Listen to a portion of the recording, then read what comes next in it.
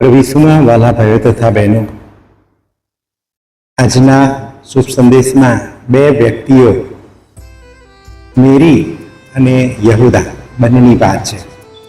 મેરી કિંમતી અત્તર ભેટ આપે છે અને એમનાથી પ્રભુના પગ ધોવે છે. બીજી બાજુ યહૂદા પૈસા માટે મેરીની ટીકા કરે છે. આજે હું આ બેમાંથી કયા વ્યક્તિ સાથે મળતો આવું છું, અને ખાસ કરીને પવિત્ર અઠવાડિયામાં હું પ્રભુને શું ભેટ આપી શકું, એ આપણા દરેકના માટે વિચારવાનો પ્રશ્ન છે.